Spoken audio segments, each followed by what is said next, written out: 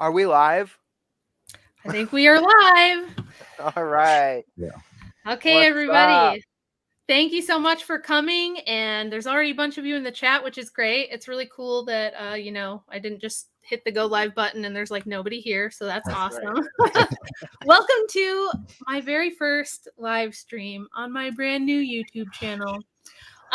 So really quick before we get going on what we're going to do tonight, I wanted to tell you guys a little bit about my channel and what I plan to do with it and why I even have a channel. I've kind of been resisting doing one for about a year. I've been just going on everybody else's shows and people would always be like, oh, where's your channel? I can't find it. And I'm like, well, that's because I don't have one. And part of that was just being really, really busy with, homeschooling and all kinds of other stuff that I have going on. And then I just didn't feel like there was really a need for it that much.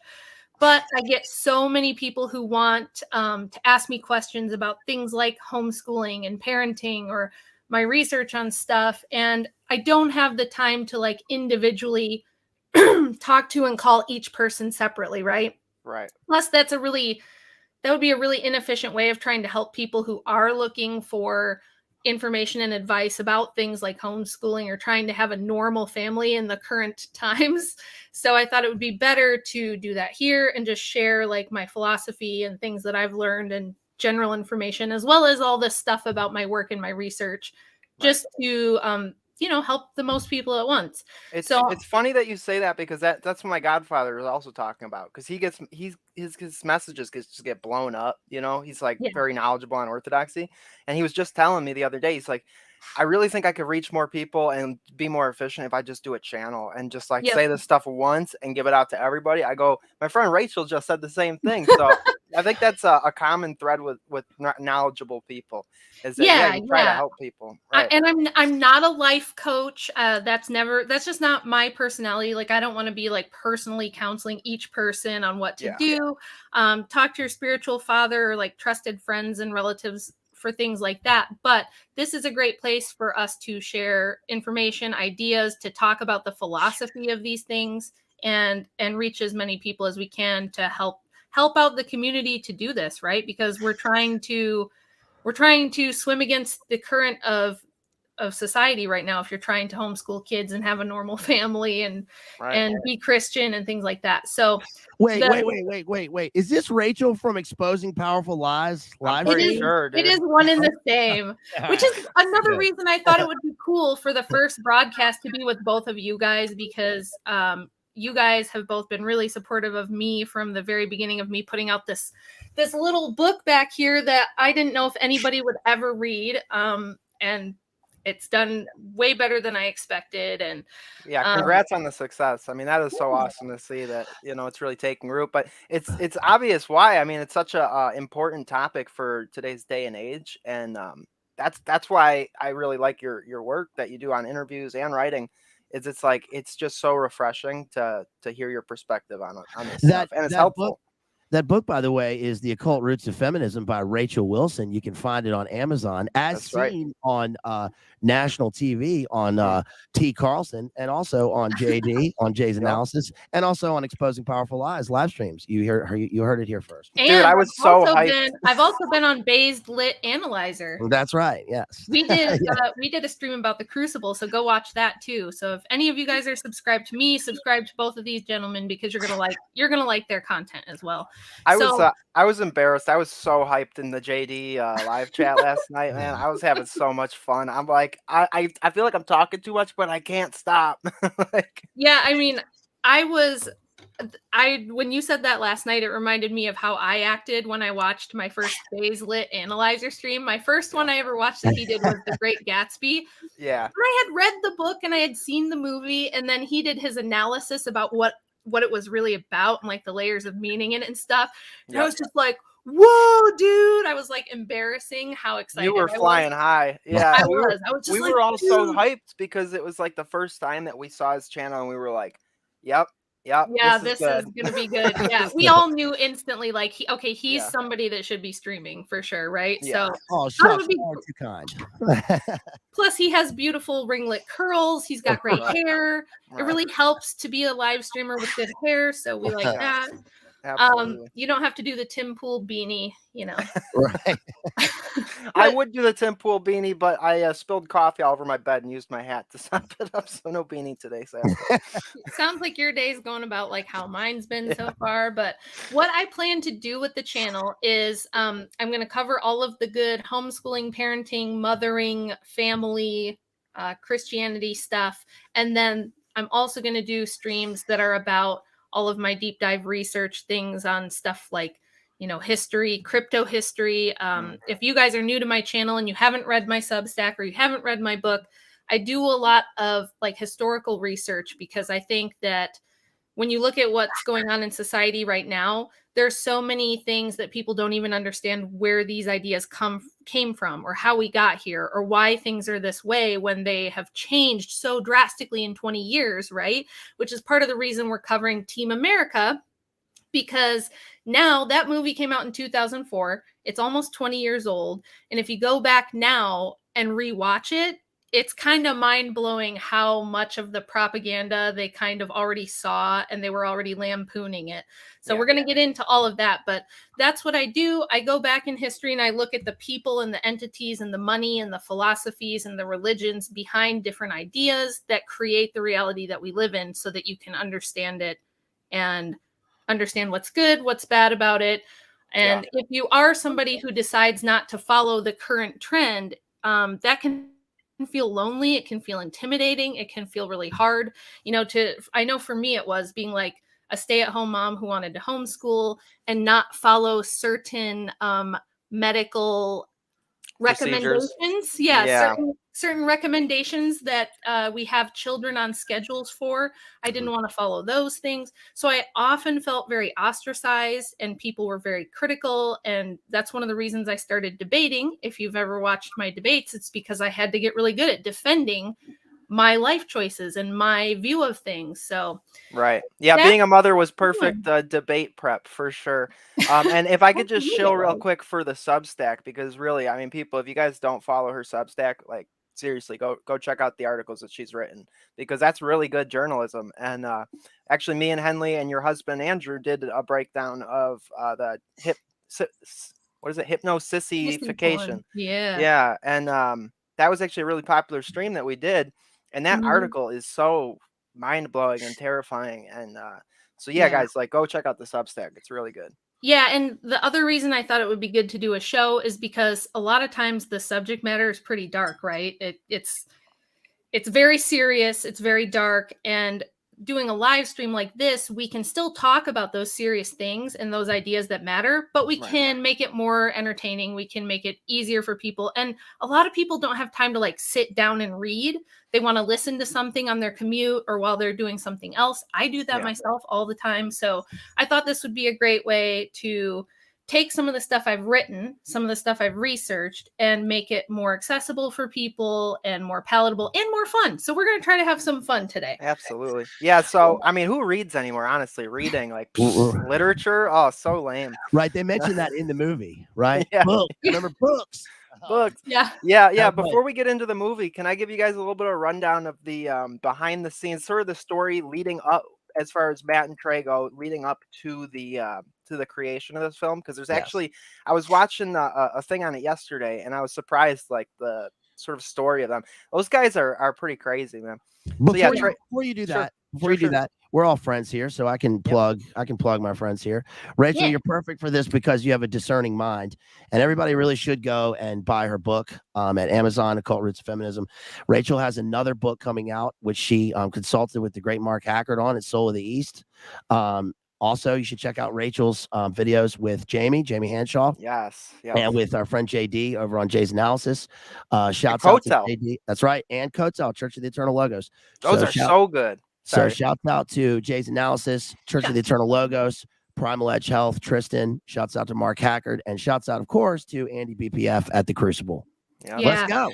Yeah, and I've been really, really lucky and really blessed to have, so many amazing people kind of give me a boost before I even started doing this. So I feel like I'm cheating and it feels kind of unfair. But thank you to all those people that Baselit just mentioned who have, like, I remember writing the book and thinking, Man, it would be so cool if Jay Dyer ever even heard of my book, much less like read it and had me on to discuss it. I remember when Patrick first wanted to do a stream with me, it was the same time as Tucker Carlson.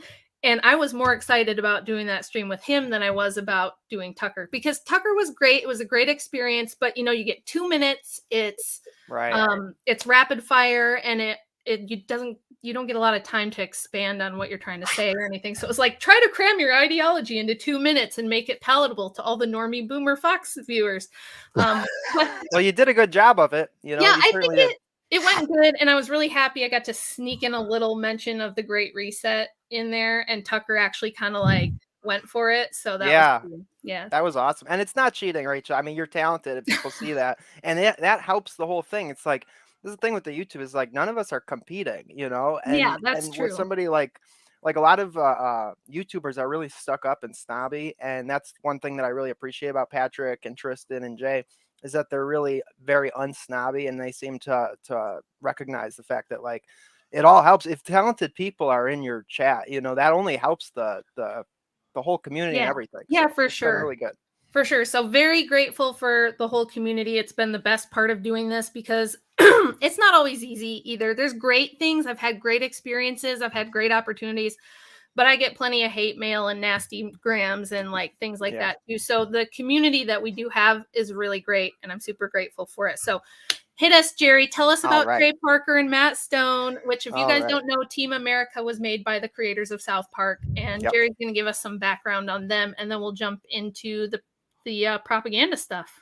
Yep. All right. So Trey Parker and Matt Stone were two struggling college students in Boulder, Colorado, when they shot their first film, Cannibal the Musical, about the real-life man-eating prospector Alfred Packer. It was made for $100,000.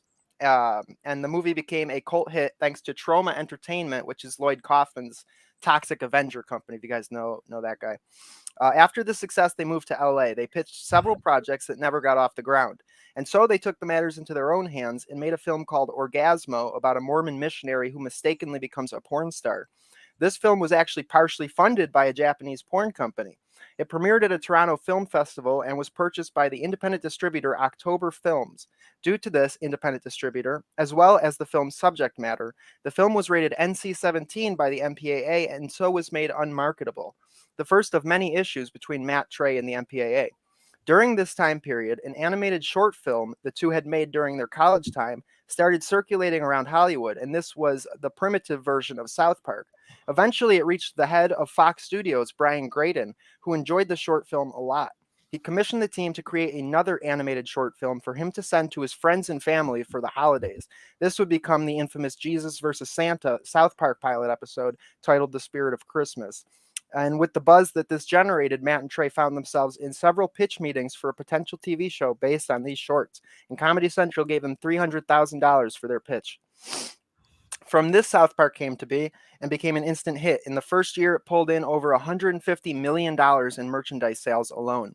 With that success, the next step was to make a movie, and they got one with a major studio, Paramount Pictures, who tried to get the team to produce a PG-13 version of what would come to be called South Park Bigger, Longer, and Uncut, which of course they steadfastly refused to do. Once again, they found themselves at odds with the MPAA when trying to release the picture, especially with its original title, South Park: All Hell Breaks Loose. And so they changed the title to an objectively more inappropriate Bigger, Longer, and Uncut with its obvious phallic implications, which the MPAA surprisingly or unsurprisingly took no issue with.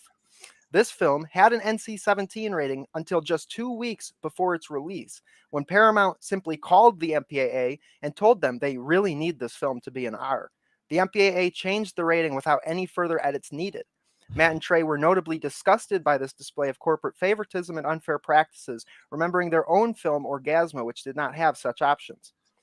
The critics and audiences, the South Park movie was a success with critics and audiences and was even nominated for an Oscar for Best Original Song for Blame Canada. At the Oscar ceremony, Robin Williams led the performance of this song live amongst a large cast of dancers. This was the notorious Oscar ceremony where Matt and Trey both took LSD and arrived at the ceremony both wearing dresses. And every time the media would come to talk to them, they'd say, "It's such a magical night," something like that, which actually is pretty funny. I'm not going to lie. I don't promote LSD use at all, but that's actually a really funny sort of troll of the Oscar ceremonies, pretentious airs, you know. This brings us up to Team America World Police, the duo's next feature film. The production was much more difficult than either had anticipated. One day, while Trey was bored, he came across the episodes of the old Jerry Anderson Super Marionation television series Thunderbirds. Parker thought the show was hilariously bad and inquired as to the rights of the show, only to find that Star Trek's Commander Riker, Jonathan Frakes himself, shouts out to Jethro, was about to make a live-action version of the series, and so the rights were off the table.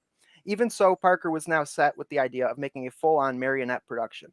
One day while he was working on South Park, Parker read in the paper that 20th Century Fox bought Roland Emmerich's disaster film, The Day After Tomorrow, based on a one-line pitch about global warming. Parker told Stone about this, and they both thought that it was absurd and hilarious that this major film would be bought for one sentence, you know. Not long after, they got a copy of the script for Day After Tomorrow, and they found it to be unintentionally funny. They thought it would be funny to do a shot-for-shot version of the script, except with puppets, and they would call it The Day After Tomorrow, and release it one day after the actual film Day After Tomorrow was Oh my released. God, I wish they had actually done that. That would have been so good. Right? Because that was a terrible movie. It was so bad. I know, I thought that was hilarious. Unfortunately, they found that there was literally no legal way that they could get away with it. But still, they were set on making a feature-length movie using only puppets, and now they had their genre. Over-the-top disaster movies and action movies, Jerry Bruckheimer productions, and additionally inspired by the 1982 cheeseball film Megaforce with its absurdly stupid flying motorcycle sequence. Paramount Pictures initially expressed concern over the economic viability of an R-rated puppet movie, but eventually agreed to finance the picture. First, Matt and Trey brought on their South Park movie writing partner, Pam Brady, and then an experienced director of photography, Bill Pope, who lensed the Matrix trilogy, as well as the Sam Raimi Spider-Man 2. Pope said he was tired of massive budget green screen spectacles, and so was happy to hear about the unusual nature of the production they offered him. For the puppets, they sought out the renowned Chiodo brothers, famous for their work on Killer Clowns from Outer Space and Critters, as well as Jon Favreau's Elf with Will Ferrell. They had already worked with Parker and Stone on an episode of their TV show, That's My Bush, if you guys remember that 2000s show, That's My Bush, and quickly joined the project. But once they started working on the film, they realized it was going to be much tougher than anything that they had done before. Each puppet meticulously crafted with nearly 100 complex mechanical heads and 80 bodies needed to portray the 300 characters that would be seen on screen. Production on Team America World Police began in May 2004 with a planned release date of just 5 months later in October. They intended to shoot for 7 weeks total, breaking in the middle to work on Season 8 of South Park. However, unforeseen aspects to the shoot forced them to nearly double the shoot schedule. Once production commenced, the crew exponentially grew to about 200 people, with each puppet requiring 4 different puppeteers for various maneuvers. The logistics of the project were an absolute nightmare.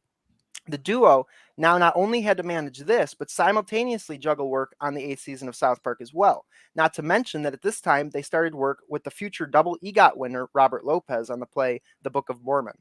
With all of this work to do, Matt Stone would later go on to say that making Team America was the absolute worst time of his life, saying he would work 20 hours a day, take sleeping pills to go to bed, and then drink coffee to stay awake all day. In an interview with Entertainment Weekly, Stone said, and I quote, "I want this movie to be done so bad. It's all I think about every second of every day. Fuck this movie. I want to go home." Parker echoed those sentiments, saying in an interview, "You could threaten to kill my family. I would not make another puppet movie." Making matters even worse, Parker, Stone, and producer Scott Rudin were essentially making the movie for no money. In order to get the initial green light, the trio forfeited their upfront salaries, and when the budget ballooned, they were forced to give up any back-end deals. It seems they were right. Freedom isn't free. The original concept for the film was about a group of actors who took over control of the White House in order to sell out America to the rest of the world. But once America entered into the Iraq War, that changed, and the duo saw an opportunity to skewer the self-serious actors like Sean Penn and others who were being interviewed on news programs about the war rather than actual foreign policy leaders. No one was safe, not even the publicly adoring of South Park actor George Clooney. Parker said, and I quote, "We weren't going to be hypocritical and say, well, let's not pick on George. He's our friend. We were like, nope, fuck you, George." Clooney later commented that he would have been offended if he was not in the movie. Matt Damon was first confused why he was portrayed in the way he was in the film, which, if you guys remember, Matt Damon literally could just say, Matt Damon, Matt Damon. And he was Which like, why? I mean, I think a ton of people repeat that and they probably don't even know where it comes from. Right, right. And he was confused. He's like, why are you like that? They then told him, no, your character was actually supposed to be smart and charming, but when they saw the doll that the company made, they said he looks mentally retarded. So we have to change the character. Prior That's to the excellent. right? Prior to the film's release, Sean Penn actually sent a letter to Matt and Trey berating them, signing it a sincere fuck you, Sean Penn. The pair found this to be hilarious because everything Penn wrote in the letter was inadvertently, almost verbatim, what his puppet says in the film. Again, not surprising, but hilarious. Right. The duo have most often wondered if Kim Jong-il ever saw the film and what he thought of it, but sadly, he took that knowledge with him to the grave. They screened the film for studio executives first who wanted to see the product of their investment.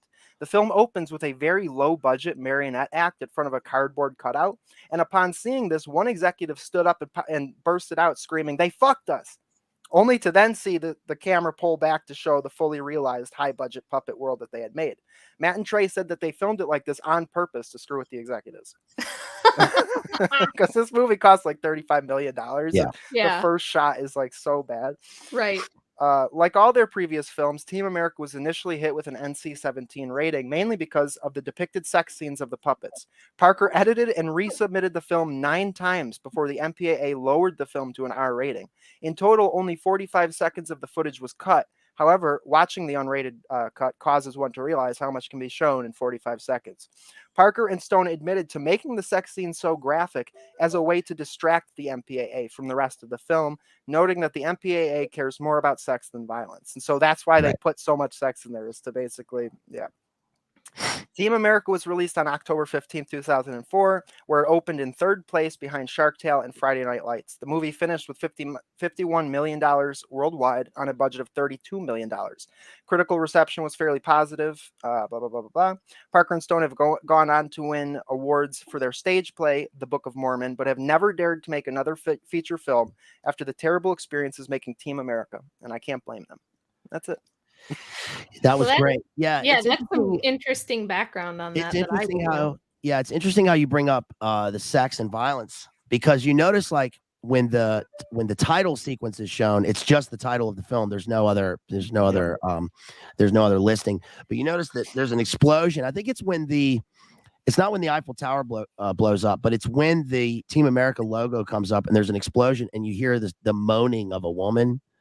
Yeah. So it's like it's a really well done movie, and I like how you super well done. Yeah, I like how you talked about the puppeteering and the marionettes, and how the studio essentially thought, oh, this will be an inexpensive movie because it's puppets, and it ended up being way more. Yeah. Well, what they didn't plan on was the fact that, number one, it took 4 people to puppet each one puppet, which I'm sorry, you take it back to 1920, I bet you could find one dude that could do that, but nobody does marionettes anymore. Probably. So, and also they had to end up building bridges over every set so that the puppeteers could be over there. They had to dig trenches underneath, and it just turned into an absolute shit show as far as logistics and money were concerned. Well, but like now, like going back now and watching this, because I've always loved this movie. I loved it when it came out. I still love it, and I rewatched it, and I was like, this is actually like a really good movie. Like I'm really impressed with how well they got everything to turn out. Right. And the writing is amazing, just like always, which is what we're going to kind of talk about. If you guys look in the description box, there's a link to my article on my Substack. It's called Patterns in Propaganda During Wartime, which I wrote like the minute that the current conflict in Ukraine broke out. I like went straight to Substack and just started writing because I knew exactly what was going to happen. I knew what was happening right away, which is every war we've had from World War I on, there has been propaganda used to get public sentiment behind supporting whatever war. And then 10, 20, 30, 40 years later, we always find out that most or all of it was lies, that there were fake flag things that happened. There were orchestrated events to either enter us into the war or to get people behind it and things like that. So because we're on YouTube, I got to be a little careful of, what I say and how I say it. But if you want the details on that, please go to my Substack and read through the article. And right now, like when this conflict broke out, it was like the younger right wing was like extremely pro-Russia. The older boomer generation was like, we got to kill them evil Russians, and I could see the effects of the propaganda all around me. I was like, we don't even know what's going on yet, you guys. We don't even have any facts of what's actually happening. And people are already like staunchly taking sides. And Putin good, Putin bad, Putin good. Yeah. Right. And putting flags in their bio on social media. And it's like, this and Team America is great because it lampoons this whole false dialectic mentality. It makes fun of the fact that people pick sides like it's a sports team, right? I'm Team Ukraine, go Ukraine, I stand for Ukraine. And you're like, why do you stand for Ukraine? And they're like, because I like blue and yellow. I don't know. I'm randomly picking a team, right? Or for whatever reason, they pick a team and it's like, they think they're part of the team and they become really invested. And this is what happens. This is what propaganda does, right? So at the very beginning of this movie, we open, like they said, with this funny little opening scene that looks like it's going to be a crappy puppet movie. And then it pans out and you see like all of Paris. And it looks really beautiful. And they've got this great musical score behind it. And basically Team America lays waste to all of Paris, all the monuments. They destroy the Louvre and the Eiffel Tower. They blow up the whole entire city of Paris to stop the terrorists, right? And the WMDs. And I love that little slap fight that they get into. That's so funny when they set up like kung fu and then they just start.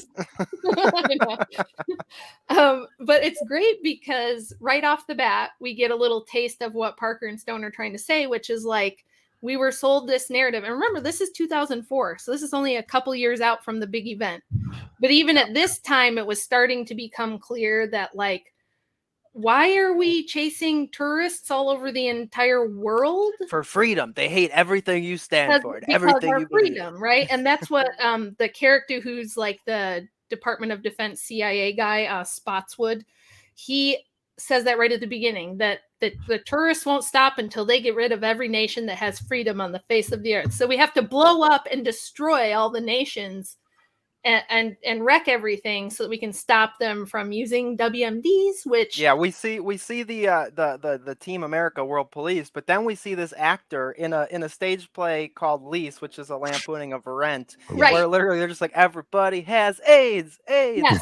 So I thought that was actually a brilliant thing to stick in there because they're making fun of the AIDS fear mongering, which is another giant piece of propaganda. It's also lampooning the Hamilton phenomenon that's now, right? Yeah. So it's like all of the well-to-do people are like obsessed with this play, which they were with Rent at the time. But then you look at the subject matter, and the degen subject matter, and it's like when Hamilton premiered, and you had them performing it like for Congress, and they would take Congress members to the advanced showings, and I think that what's really interesting about this is, speaking of the French thing, is that you don't need to have been alive at the time or old enough to like remember this. You can read about it and see about it. But at the time, the French thing was like a huge media thing, right? It was a freedom fries.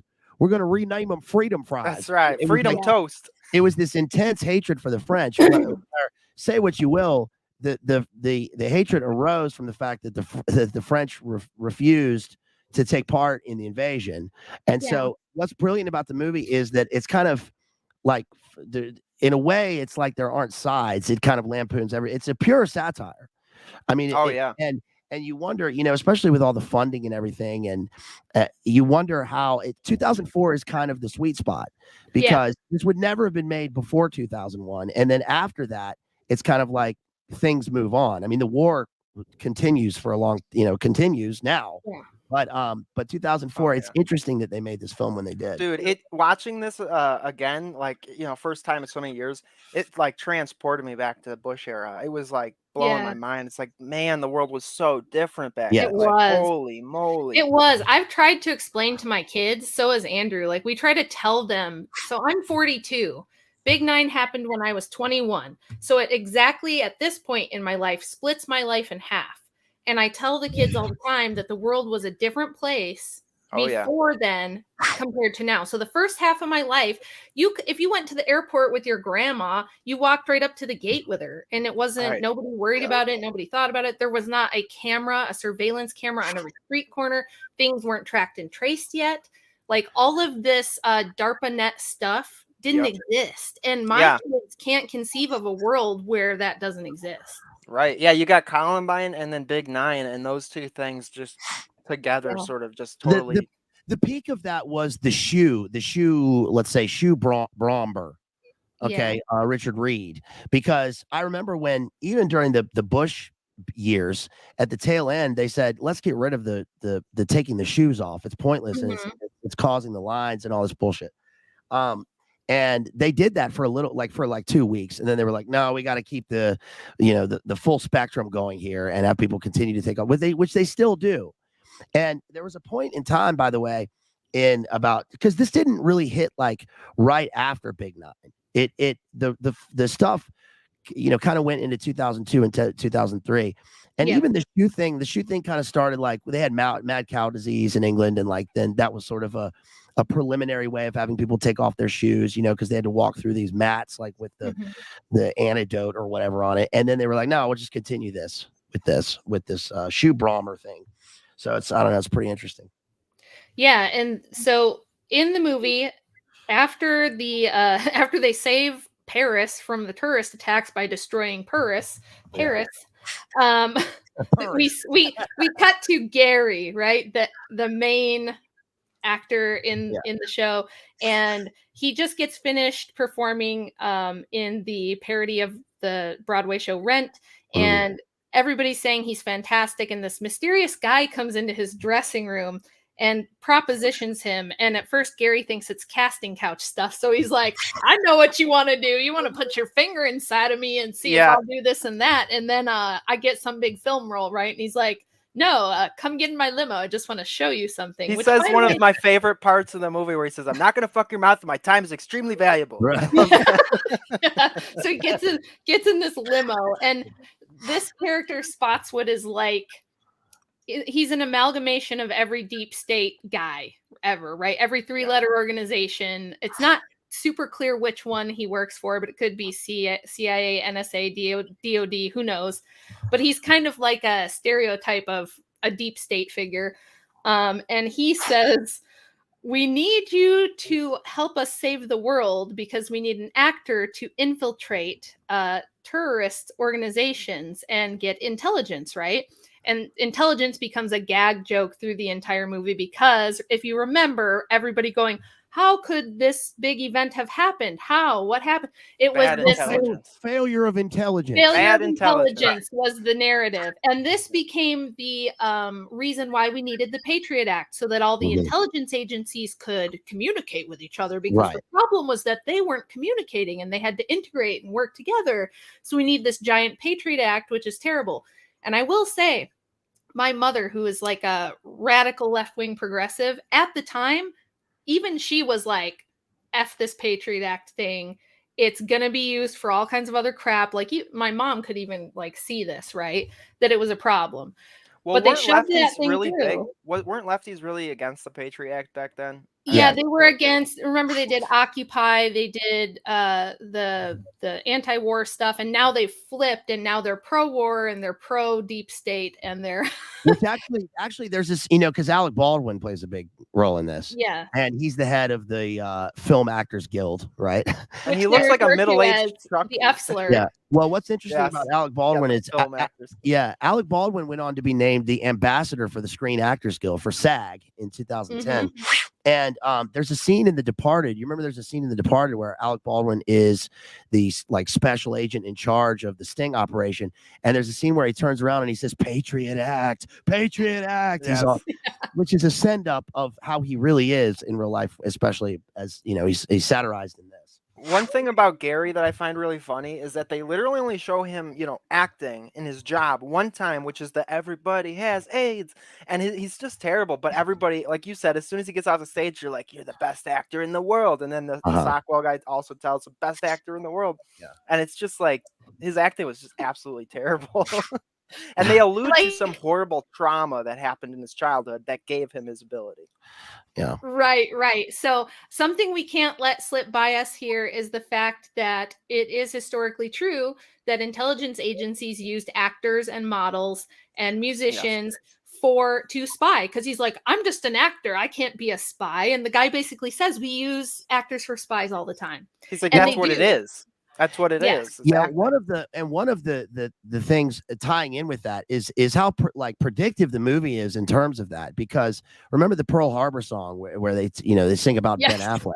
I Ben miss Affleck, you and I hate Pearl Harbor. Yeah. yeah, and Ben Yeah. Affleck is one We're of the going to best. talk about all examples. the songs because the songs are so great. Oh, it's such a great part of the film. Yeah. Yeah. So he reluctant at first, he says, they give him this big patriotic speech about, you can save the world, Gary, you can be the hero, and if you don't want to, there's the door. And he's just like, all right, and he just leaves, right? He's just like, okay. And then we break to the first song of the movie, which I love. It's probably my favorite one on the soundtrack. Yes. Because if you guys remember, after the Big Nine, all the country songs that came out, the Toby Keith songs, the Alan Jackson songs, it was just like its own cottage industry to make patriotic country songs. And I'm a rural Midwestern American. I love my country. I like the old stuff, but I do love my country music. And this song, I'm telling you right now, if they just put it on country radio now, released it as is, it would be a #1 hit. And everybody would think it was serious. They wouldn't even think it was a parody. And the lyrics are isn't free. No, there's a hefty fucking fee. Yes. Freedom costs $1.05. Yeah, it was making fun of this giant propaganda effort to tell Americans, because we were bombarded with this propaganda of, if you don't all pitch in and give up some of your freedoms, the terrorists are going to come and take our freedoms. And people were like, what? Everybody do your part. Yeah, you have to do your part. You have to give up some of your freedoms so that you can keep your freedoms. And then my other favorite propaganda line, which they're using now, again, we got to fight them over there so we don't have to fight them back here at home, right? Yeah. Which turned out to be total bullshit. Rachel, were you the one when you were talking with Kotel that were talking about the Lincoln Memorial as like a pagan statue? Was that you? I remember somebody mentioning how the Lincoln Memorial almost is set up. It might not have been you, but how the Lincoln Memorial has become like an idol, and it was put there. Like, there's a whole background to it, but he actually goes to the Lincoln Memorial. Yeah, he goes and sees all of the different DC memorials, and he gets all patriotic and gets in his feels. And the line from that song I love is, maybe now it's your turn to die kicking some ass. Yes. It just makes so much fun of the fact that this actually happened. So I'm from like a tiny town in the rural Midwest where after the Big Nine, every guy I knew of fighting age went and enlisted. And a lot of them actually didn't ever come back. And now when you look back at what that war really was, it's pretty heartbreaking and it's pretty appalling, because they really thought they were going to like defend their country from this horrible foe, when it turns out it was more about the grand chessboard and Black Rock and all these other things, which is why the theme song, America F Yeah, there's a whole part where they just name off all the different international corporations, right? Yes. So like, what is, and this was mocking the Bush Doctrine. The Bush Doctrine was, we're going to spread freedom. So we went from, we have to defend our nation from people who want to kill us for our freedom, to we have to spread the freedom through the entire world. And we're going to export American democracy. We're going to take the great American century and export it to the rest of the world. And the one character in the Team America, the team actually sort of represents that sort of Midwestern country boy soldier, where he's like, what do I know about fancy restaurants and city lights? But I sure would love to show her a full moon out on the cornfields. Yeah, so when they introduce the actual team, this is what the Team America is made of.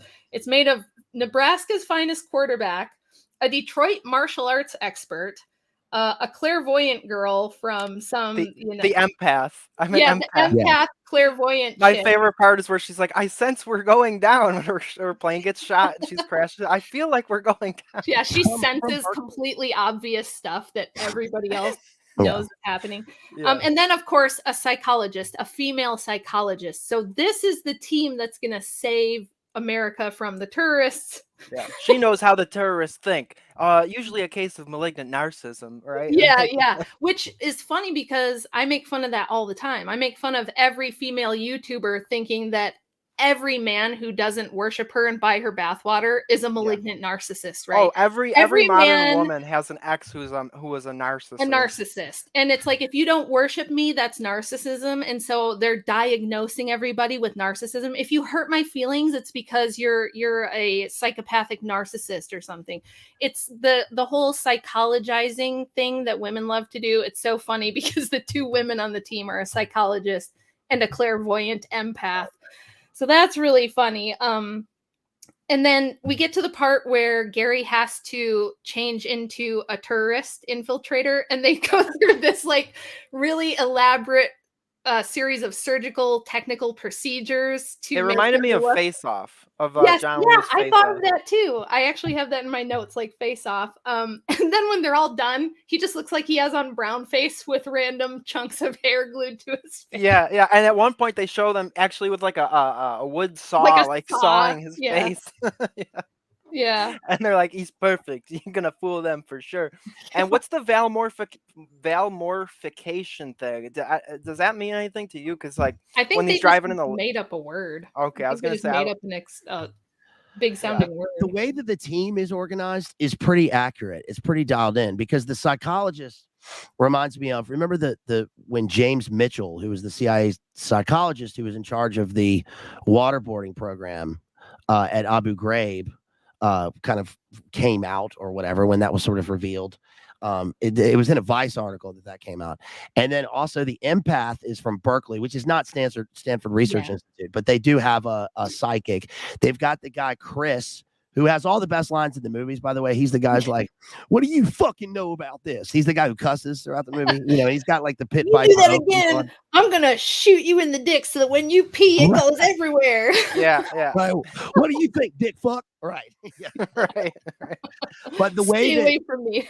the argument you were just talking about, like one of the central arguments of the movie, if there's an argument, which is that they are, it's part of it is satirizing the fact that like we need to go to this war because they won't let women drive in Saudi Arabia, right? Yeah. Which is what there's a book about that by, it's anonymous, but it was Michael Scheuer who wrote this book, Imperial Hubris, and that came out around the same time. And I remember him talking about how the typical American thought at the time, especially like this was like delineated through mass media, was that this is why we need to go to war because we need to spread democracy. And you know, I don't know about Michael Scheuer. I mean, he was the so-called head of this, you know, Bin Laden unit and all this whatever. But he said his argument in his book, at least, is when you do an accurate translation of the guy himself talking, none of that comes up. The argument that he made was about American interventionism. And of course, that is part of what the movie also plays into, especially with the puppeteering and how it's really meta how they're puppets. Yes. Right. And there are actors and Hollywood people puppeteering the puppets. And we're talking about people having their strings pulled. And like we watching it are sort of part of this because we're unintentionally we're being sort of puppeteered by the way that we think about the war in the first place, at least, you know, at the time. Yes, see, you guys, this is why I have Baselit Analyzer come on my channel, because he comes with all this like really high IQ analysis, because this is his jam, you know what I'm saying? For real. So, and then Jerry brings like the stuff you didn't know mixed with the humor, and so it's just it's a good little thing that we have going. I just like to be included. I'm just happy I'm included. Jerry's always like, I just want to be friends and hang out. Pretty much. I'm here listening to Toby Keith. As soon as I get off, I'm listening to Toby Keith. All right. Oh my God.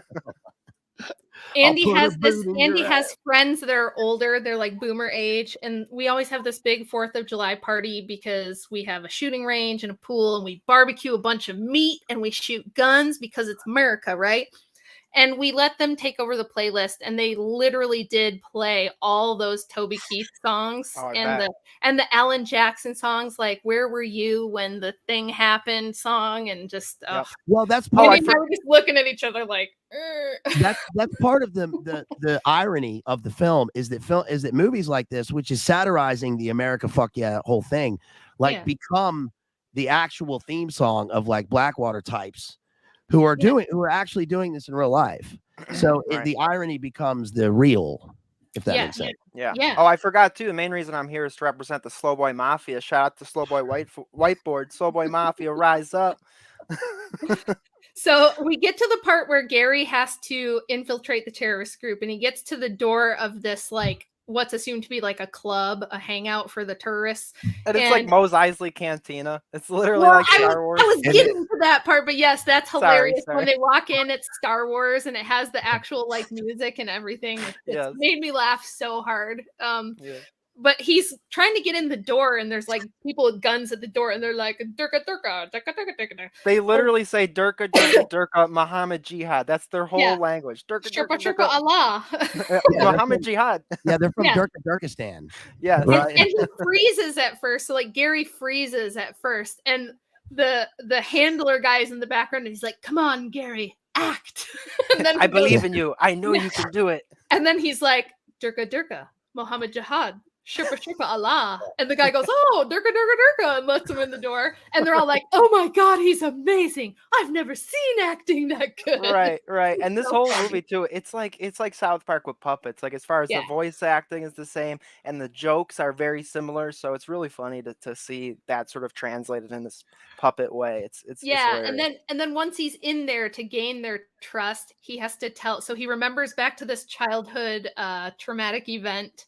That hasn't been fully explained yet, but they reference, and he tells this like tearjerker story where he's like, "I was only a young boy when the infidels came in with their Black Hawk helicopters and lit up my oil fields. I could hear my goats screaming for help." Goats. Yes.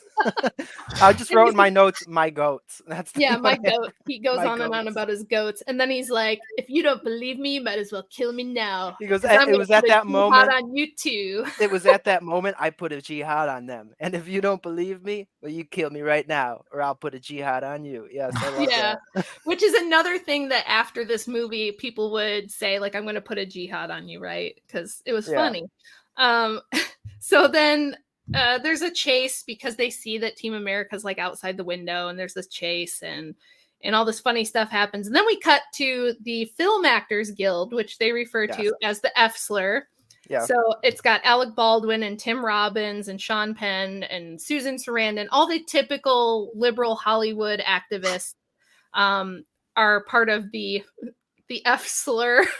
They just constantly refer to them as that, which is pretty funny. Martin Sheen, you got who else is there? Yeah, you said Susan Sarandon, a bunch Tyler, of Tim Robbins. Yeah, just basically all the Hollywood people at the time. Liv Tyler for some reason is in there. Ethan Hawke. Ethan Hawke. Yeah. I love Liv Tyler in it because she's like, "Yeah, we should like stop the war and whatever."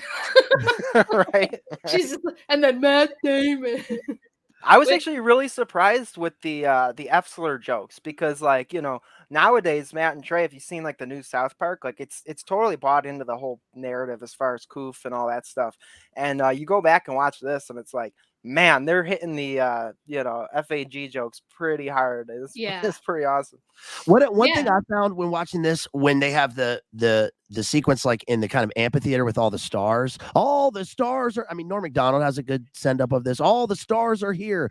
Barfy Man 321 is here.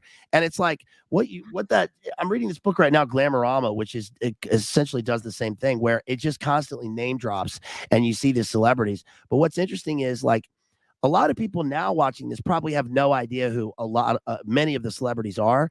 And I think it's a perfect send up because it's showing you that like these people are so passionate about what they're doing. Who else are we going to send but an actor to save the world? And yet the names itself are cringe. You know, who are these people? Well, right. It's like, name a celebrity from 1920. You know, they had them. You know, but Fatty most people, Arbuckle. right? I mean, you know, Charlie Chaplin, whatever. But like most people don't have a clue who the most popular song of the year was or anything like that. Yeah. But yeah, so when they're in the canteen, he tells that goat story, and then one of the tourists looks out the window and sees Team America. So then they're like, "Oh no, they found us!" So they all rush out of the door and they grab Gary and take him with them. Yes. Right. And then, long story short on that part, there's a chase and they all get out alive, and they think they've defeated those terrorists who they think were the ones they needed to be worried about. And then it cuts for the first time to North Korea and Kim Jong-il, which this is something I feel like a lot of people have forgotten, but the whole North Korea narrative was huge for a long time. It still is. I mean, even during the Trump era, it's like a thing that they pull out when they need it, and then the rest of the time it's like forget about it. But we could probably do a whole separate stream on North Korea and the CIA being involved there, and we've done streams talking about MK Ultra and how that came out of the Korean War and the vets there, and North Korea is just a very sus topic altogether. Oh, 100%. Like, they were a major part of the axis of evil. Yes, that's evil. So they were. I mean, and Jay did a great video on this on North Korea's fake CIA state, and it's like it's like you're saying, like there's a puppet enemy. It's interesting that it's a puppet, right? Yes, that it's a puppet enemy sort of put up and propped up. Again, Norm Macdonald did a bit about this, like, oh, I'm going to wake up in the middle of the night and have nightmares about this tiny little country over on the other side of the world in the middle of nowhere. Right.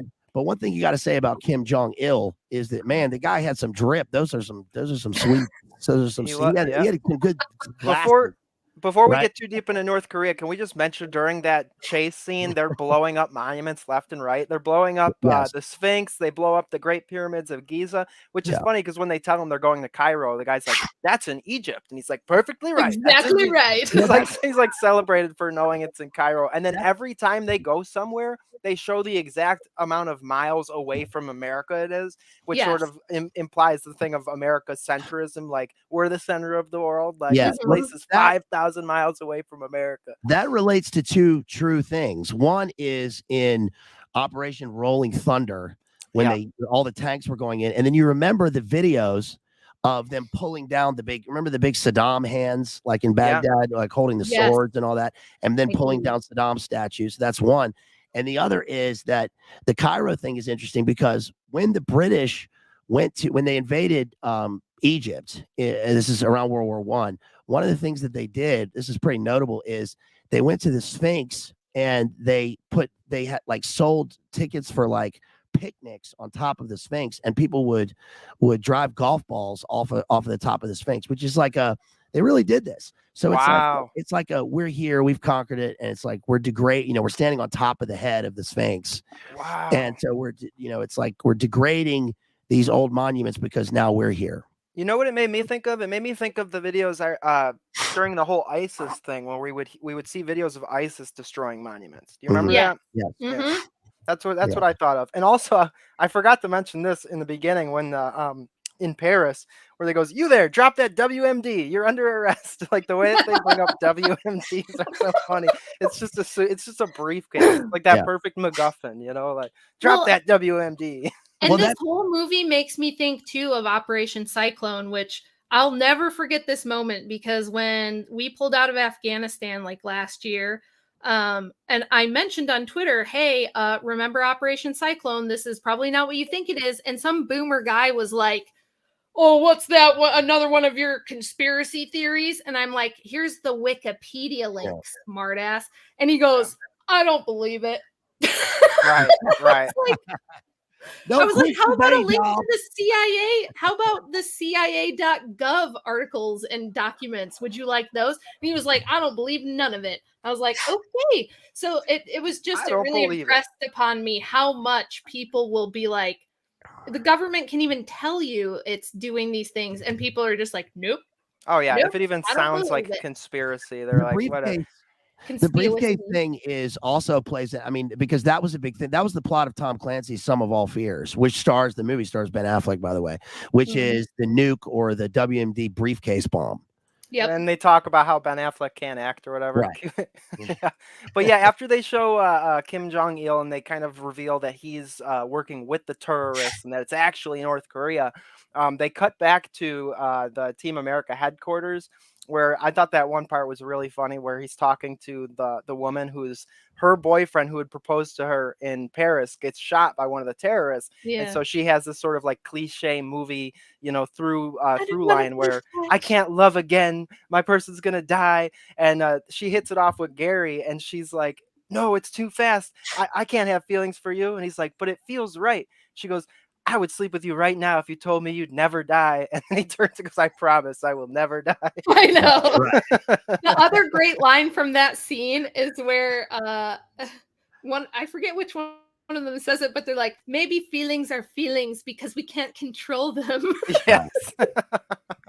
That's from that scene. Gary says that. Yeah. Yeah. Yeah. Maybe feelings are feelings because we And can't control them. And and then so we have, of course, the gratuitous puppet sex scene, which is yes, what they it's were trying ridiculous. to work And around for the. they had 45 seconds of extra footage in that scene, and if you watch the Can unrated you version, imagine?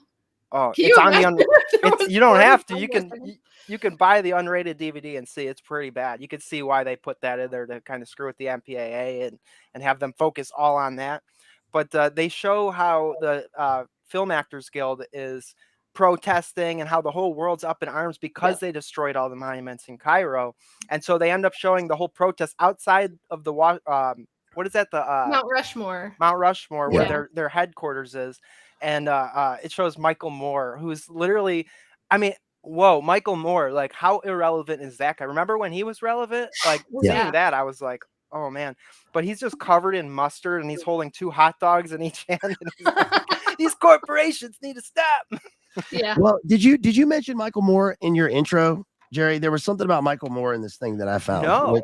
which is that the reason they put Michael Moore in this is because obviously Fahrenheit Big Nine, Yeah. the movie. Yeah. Yeah. But what happened was Michael Moore did an interview with Trey Parker, and he says something like he was not. Oh yeah, here it is. He says he was not upset with the way that he was portrayed in the interview with Michael Moore. He says it's from an article from 2019. He says, "We have a very specific beef with Michael Moore," said Stone. Oh, this is Stone, of the film's portrayal of the left-wing filmmaker as a hot dog obsessed S. Brommer.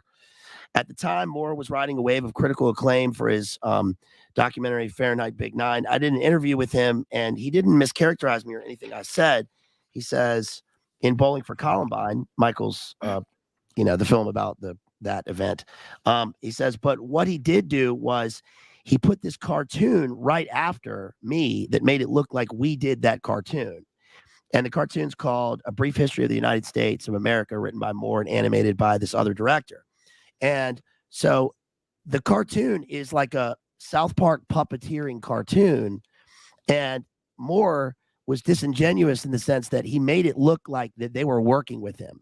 So then, of course, they targeted him for the film. I thought that was pretty interesting. Yeah, that is interesting. I didn't know that.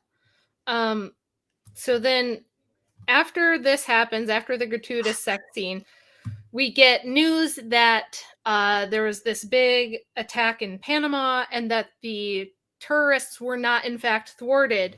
And the reason the attack happened was because intelligence was wrong. And they Bad go, bad intelligence. Yeah.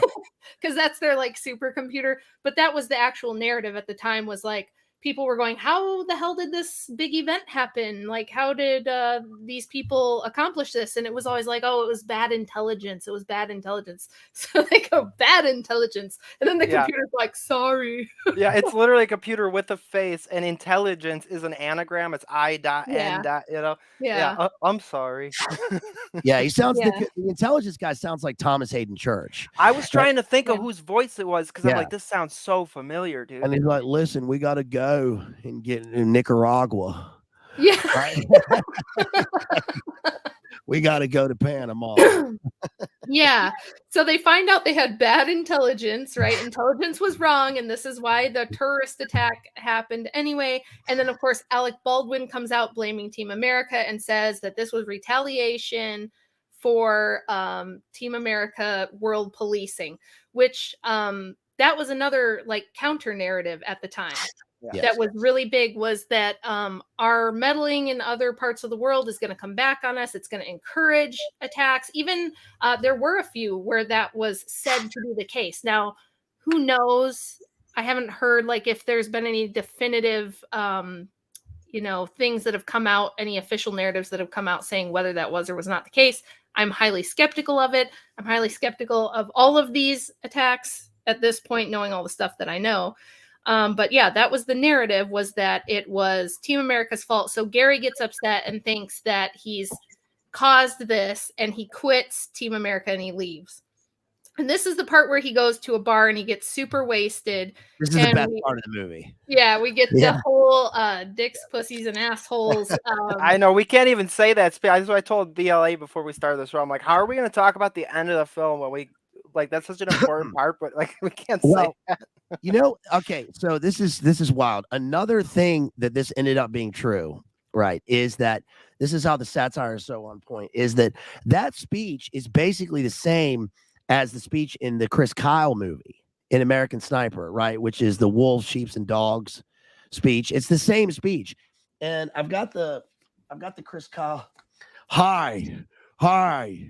This is I don't believe you. This is Governor Ventura calling in from Minnesota. Chris Kyle is a liar. I've got the American Sniper book here, which I read right when it came out in 2012. But that speech is not in the book; it's in the film. But it actually it's a pretty well known militant militaristic speech. Where we have to justify like that there are three types of people in the world, and so we're going to do that. And that's the same thing that he does in the film. As a way to basically make it okay, like it's like there's bullies, there's wimps, and then there's jerks, right? Yeah, yeah, basically. Yeah, and it was kind of like this whole explanation of like, yeah, it's bad that we have to do this world policing, but if we don't do that, worser things will happen, right? Right. It's also Orwellian. It's the Orwell quote about like, we're only safe because rough men are willing to do things at night or whatever. And it's it's in True Detective. McConaughey says it, right? There's bad people in the world, but I'm badder. Right. It's like a flat circle. Right. Shouts out to Jay Dyer, dude. I love his Matthew McConaughey. I can smell the psychosphere. It smells like metal. Smells like metal. Tastes like metal on your tongue. Sorry. So yeah, we get that iconic speech, right? Yes. And then and he throws up and it becomes a meme. It actually still to this day, people probably don't even know where that meme comes from, the puppet that's just projectile vomiting everywhere.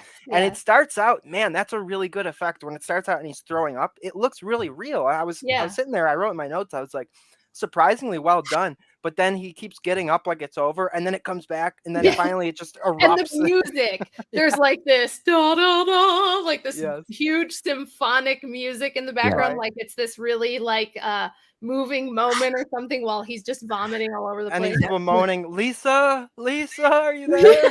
That's a great contrast in the movie. That's why it's a great, a really well done movie, because you see the puppet strings. We know we're watching a movie where there are puppets, but they spend a lot of time and energy and money on the things that make the film great, like a sweeping, like you said, like a sweeping symphonic score. Yeah. So there's a big, there's a sort of a satirical contrast. Yeah, I forgot to mention this in my notes, but part of the thing I read yesterday about this was that they actually rewrote the script a bunch of times, because originally they had the puppets saying a bunch of jokes, and then when they started to film it, they realized that because of the restrictions of the puppetry, that the jokes weren't landing, and they also realized that most of the humor was from these puppets taking everything so seriously. And so they rewrote the script to be like more implied on that sort of comedy. The puking scene also is interestingly, like if you read reviews of it now, even sort of reviews in hindsight or new reviews, that's one of the scenes that really sticks in people's craw, because they talk about the gratuitous nature of the continuous vomiting.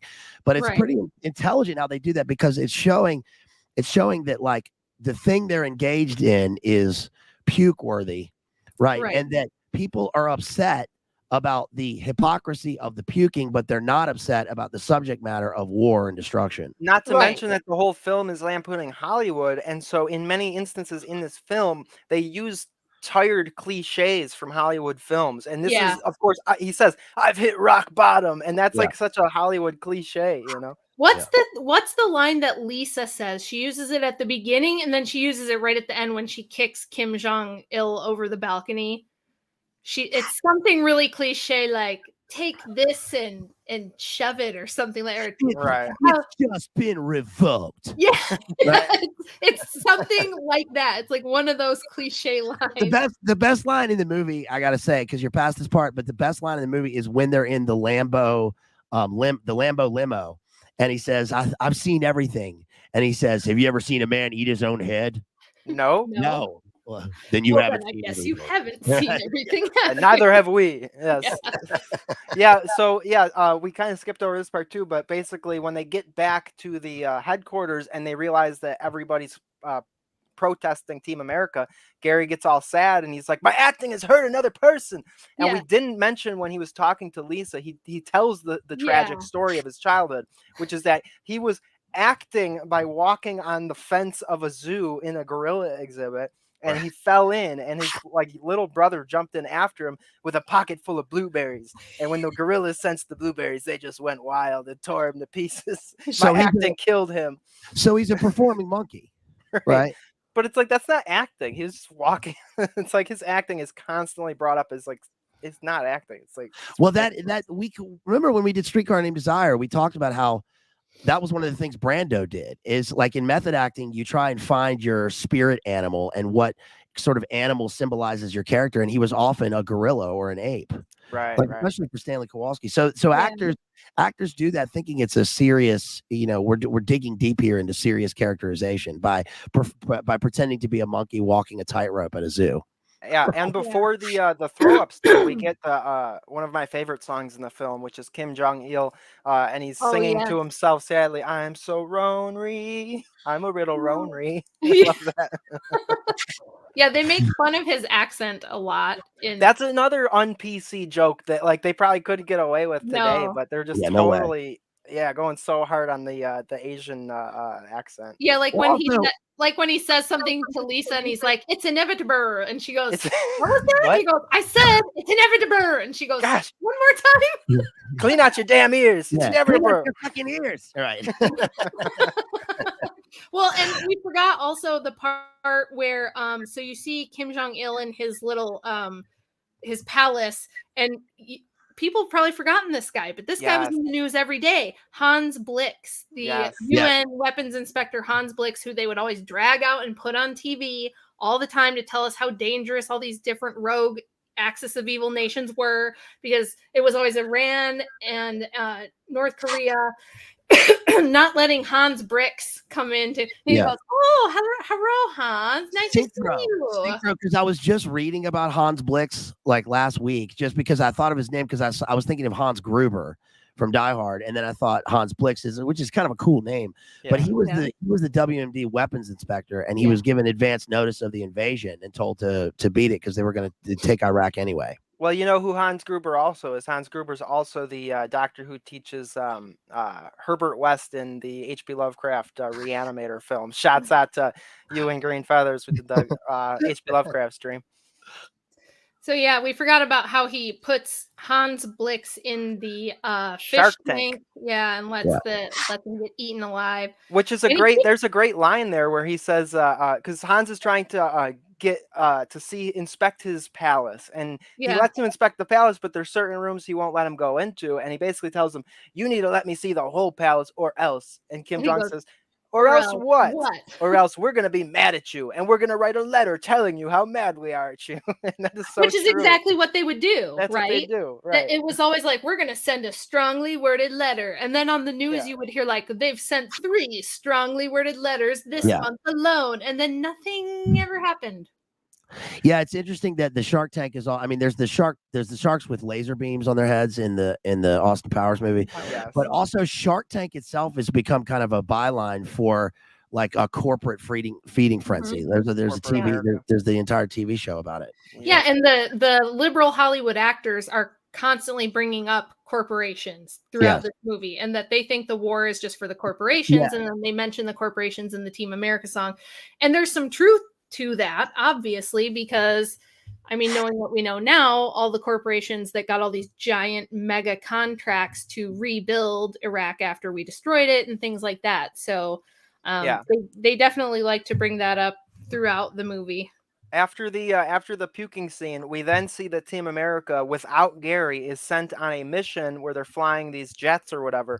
And because they don't have the actor, Kim Jong-il basically gets the jump on them, and they shoot down all their planes. And and they actually, what we think is they kill that Sockwell. Is that his name, Sockwell, or what's the? Yeah, they blow up the headquarters. Michael Moore sneaks in and does a suicide.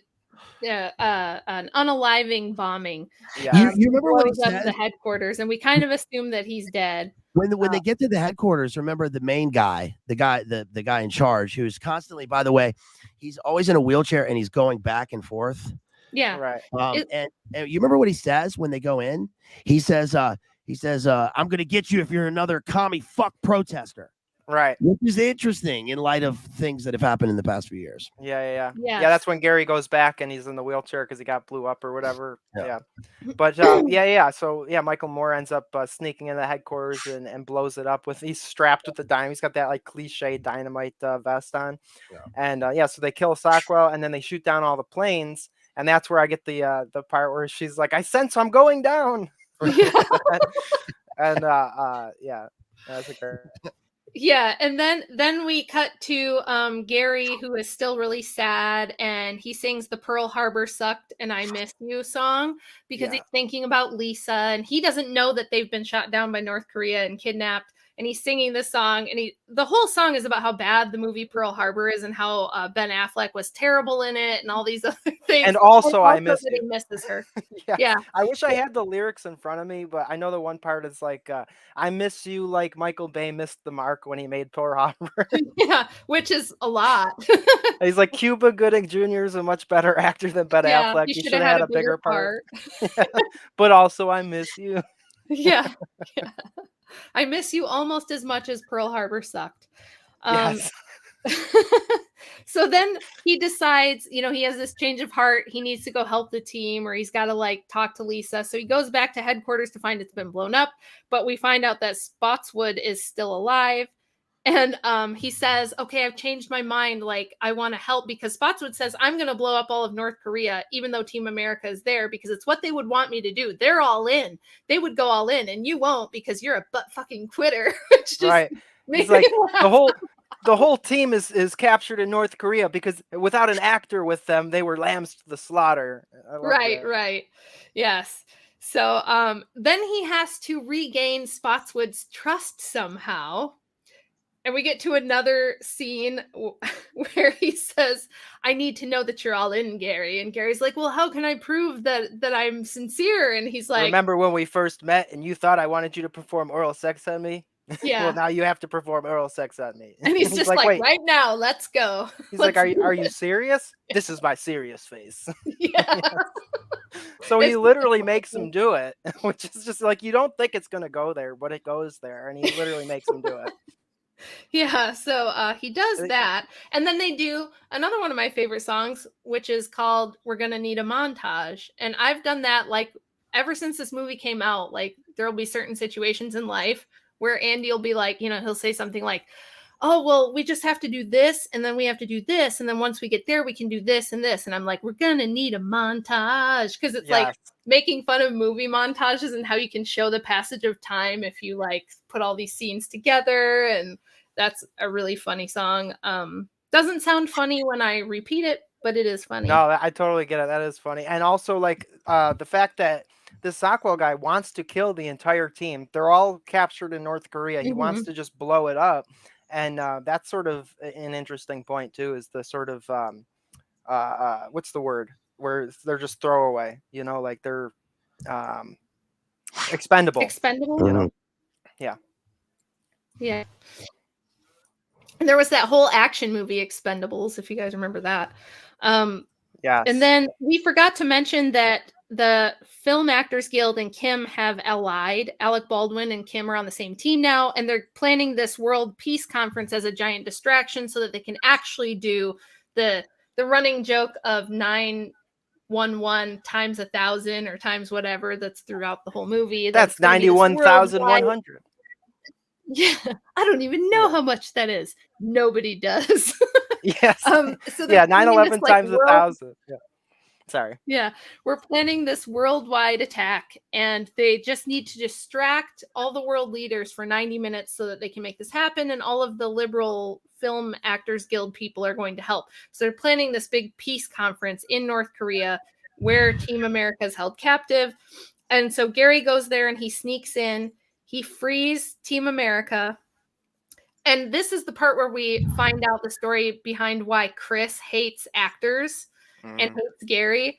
And he tells a story about how when he was 19 and went to see Cats on Broadway, he was basically gang graped by the whole cast of Cats, which is pretty hilarious.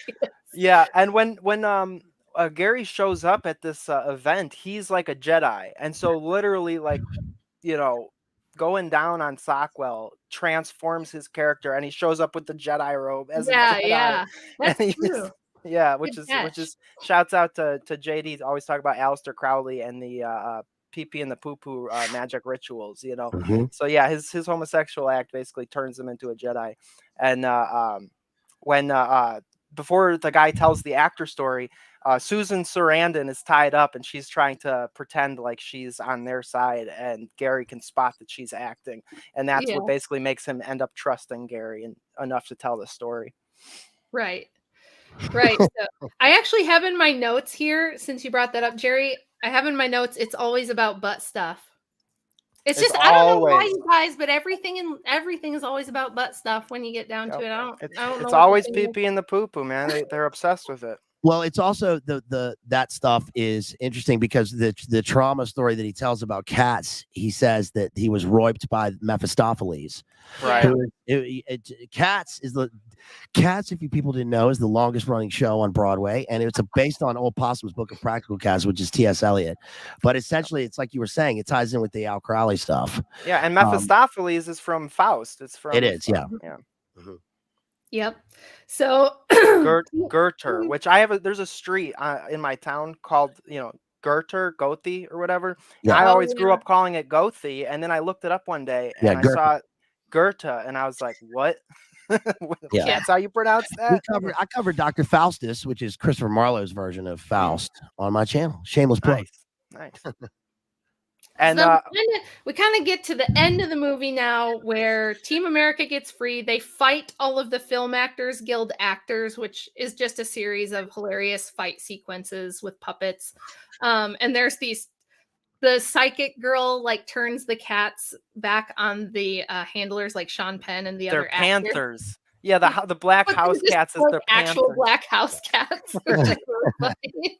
And the guy who likes her is like, you don't really have powers. That's not gonna work. And she's just like, turn on your masters. They're your oppressors. And they calls them Shebas. Shebas, your real oppressors are behind you.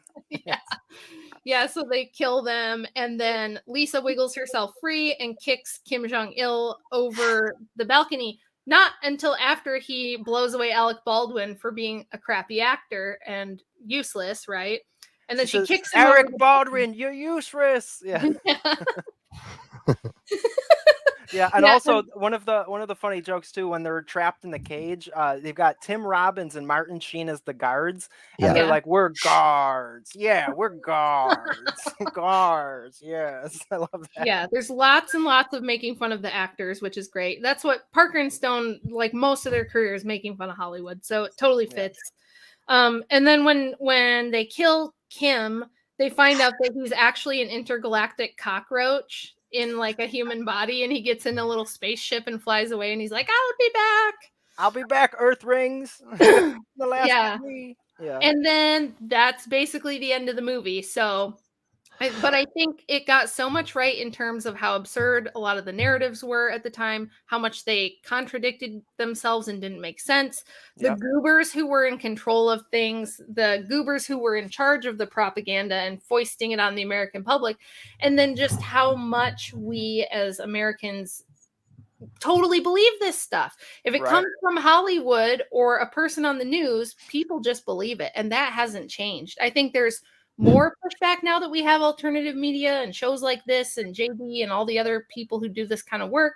There is some pushback. I think we're a little bit better off than boomers were because they had nothing but indoctrination. There was like nothing to counter it at all. Yeah, and a big part of that end too is also showing how acting is. It's all acting, even as far as public opinion goes. Like they have an act off. Alec Baldwin and Gary have to like out act each other in front of the crowd, in front of the UN, who they believe. Right, because it starts off and the UN hates Gary and Team America and loves Alec Baldwin, and then with just the stupid charismatic speech, all of a sudden, everybody loves Team America again. And like that's really kind of how the world works in the sense of like democracy and stuff. We always talk about how democracy is fake and gray, and it's like whoever has the shiny object that they can dangle in front of the public's eye, whoever has the most charisma, whoever can say the catchphrase, that's who people are gonna sort of sheep towards. That's exactly right. It shows that it's just an info war, if you will. That's right. We have the documents, folks. It's a propaganda war. And this is something that in my Substack article, I talk about how this is not new at all. And you can go back to World War I and every conflict we've had since then, and you will find these false competing narratives that are used to try to sway public opinion. And that's happening now. And I'm interested to see, like, I always hope I live long enough to be able to look back at some of the things that have happened in the past 10 or 15 years and see what and who was really behind it, because it quite often comes out later, right? Yeah. And you mentioned World War I. I mean, if you ever go back and look at the propaganda from World War I and World War II, like, man, that's some pretty insane stuff. The posters and all that kind of stuff. That's in my Substack. I have the posters that they used for this stuff. I mean, they convinced... they would, and I go over the different points, like they will demonize the leader. They will demonize the people of that nation. And then they'll say, there's always some narrative about women and children. It's always baby killers. They're killing babies. And the Huns are baby killers. Yeah. On the posters, they show them like stomping on babies and stuff. Yes, they convinced everyone that the Germans were Huns eating babies. And the same thing happened with the babies in incubators. In the Iraq invasion. The Naira testimony, which was complete hogwash, total. She was an actor that they put in front of the UN, and they showed this to Congress and got everybody to get behind Desert Storm by showing this fake testimony, which again, like this is part of what Team America makes fun of, is like that story didn't even make any damn sense. They're taking babies out of incubators and just putting them on the floor. Why? Right. Yeah. Why would you like that's so? It was like because they're just cruel and irrational and they can't be reasoned with, so we have to just go in there, right? Because they hate your freedom. Because they hate your freedoms. Yeah. One thing we haven't mentioned is the fact that the actors, it's a send up of actors, but that this is real in the sense that Reagan was an actor. Reagan was president of the Screen Actors of the Academy. He was president of the Motion Picture Academy. Then he became governor of California and then president. Gorbachev was an actor. Tony Blair was a musician, but that doesn't really play into this. Even Trump was an actor in some ways with pro wrestling. Even right now, Zelensky, is an actor. So yes, a very There's also a line. It's interesting that they choose the people they do to send up in the movie, because Tim Robbins, people don't really remember Tim Robbins now, but Tim Robbins was in a pretty revelatory movie, Arlington Road, which is about Ruby Ridge and the first Big Nine event. Yeah, because there's a truck Brom that goes under the Big Nine. Also, Jacob's Ladder. Right, remember that? Right, Phoenix program, and then of course Martin Sheen was a fundraiser for the IRA, and then Sean Penn, of course, and a few years after this, Sean Penn ends up with Delta Force, like in canoes and a shotgun. He's almost certainly CIA intelligence, for sure. Well, he has a line in the movie that's kind of stomped on in the movie, but he says, "I was in Iraq." And that's basically why they said when he wrote them the letter, when he wrote Matt and Trey the letter, he basically said that same. I was in Iraq. I know this stuff.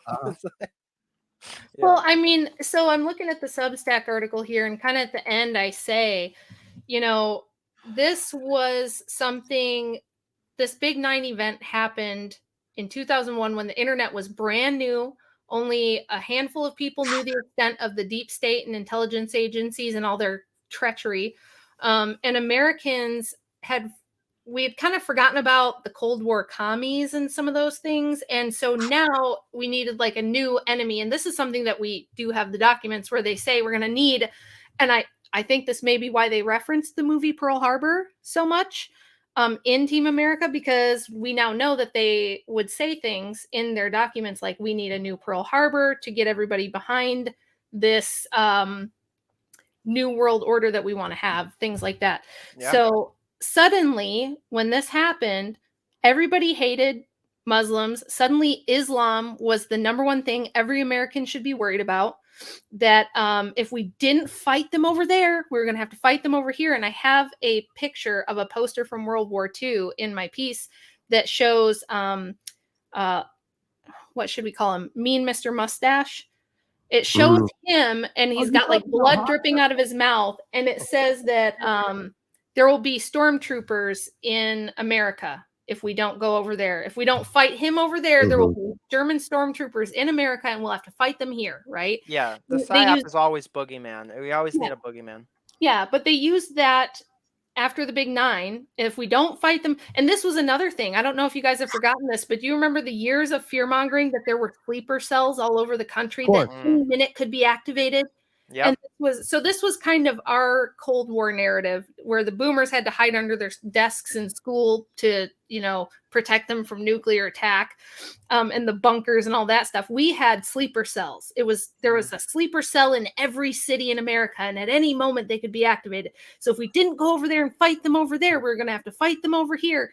It all turned out to be total nonsense. It turned out to be total. They still try to do that now, talking about people crossing over the border, and that, we found some guys from Kuwait or some from Saudi Arabia as part of some cell. Another thing in the movie that I found interesting was that the scene that you guys discussed in Paris, where they're shooting the civilians, is like play by play for the Charlie Hebdo thing, and then later Bataclan. Yeah. So it's pretty interesting. Yeah, it is. So this is something that I try to do when I write a piece or I do a stream like this, is I'm trying to show you a long-standing pattern of this is how it works. And that way, hopefully, the next time it happens, like right now, right when I saw this stuff coming on the news, I spotted all of it. And I was like, I know exactly what's happening because I've seen this over and over and over. You guys all know about, Vietnam, and that Jim Morrison's dad, Admiral Morrison, was behind the event that got us into that one. Yeah, it's every major conflict. There's been this pattern, and I did a debate with a corporate lawyer on the Crucible where he accused me of being a crazy tinfoil hat person, even though I was able to lay this out completely and show him, look, there's an established pattern. It happens this way every time. And he was just like, well, vote harder then. You just need to vote harder and vote better, and you just need to democracy more, and then it'll fix things. And that's exactly what we did after with the Middle East wars. It was like, well, they hate us for our freedom, so we're going to go spread democracy. And then once they see how great feminism and Skittles stuff is, and once they have Nikes and Starbucks, then they'll stop trying to kill us for our freedom. Which now, of course, like when I teach this to my kids in homeschool, they're like, that's the dumbest thing. That makes no sense. And I'm like, I know now it doesn't make sense, but they would just blast you with this messaging repeatedly from people in positions of authority, from actors. You'd see it in Hollywood. You heard it in songs, and it was everywhere. So most people just thought this must be the case, right? You didn't question it. It still occurs, right? Remember when Russia took over all the McD's and they renamed them McDunkles or whatever, right? And that's happened so much. That's happened so much where it's like we're gonna stick it to Russia by taking out our McD's. Well, they still have the buildings and they still have the equipment, so they'll literally just make more money now because they don't have to pay you. You're just screwing yourself. It's like. Yeah, it's exactly right. So, well, I want to thank you guys so much for coming on and talking about all this with me tonight. I knew both of you would have some really great input and perspective on this. And I want you guys who are watching my channel for the first time, I'm not normally a person who does a ton of movie analysis, but I wanted to do a stream about this piece, and tying Team America in is a great way to illustrate all these points. At least I thought it was. I think we did that.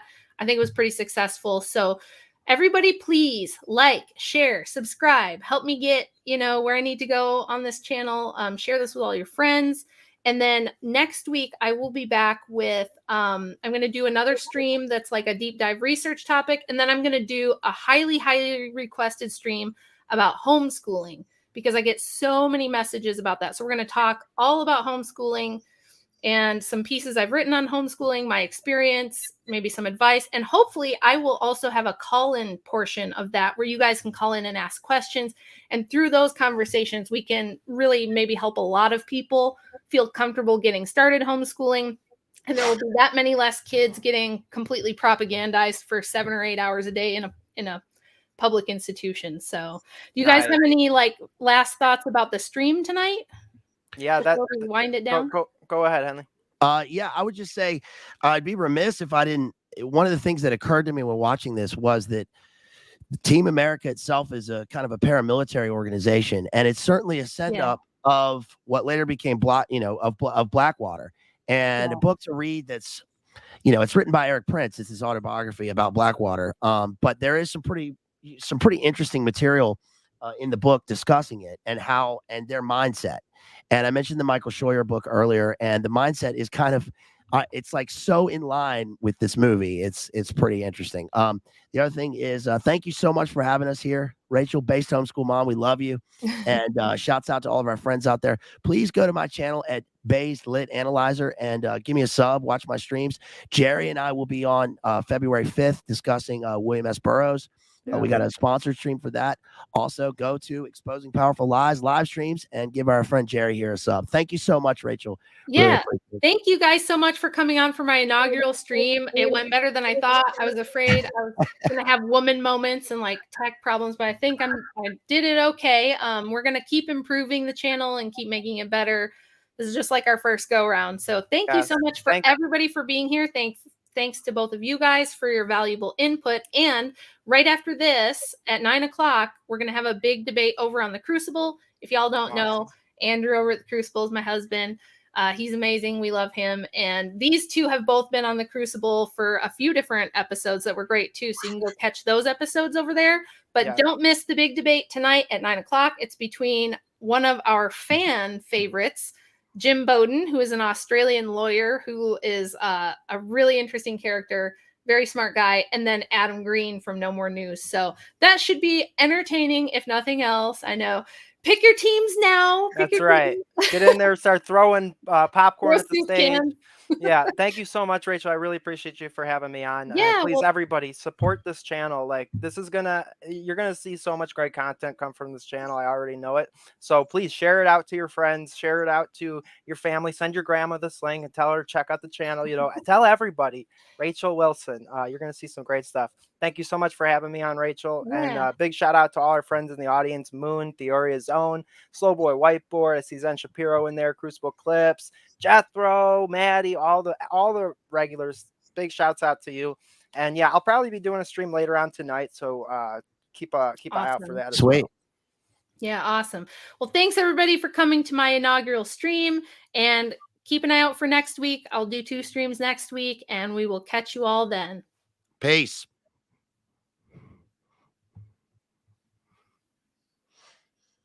All right.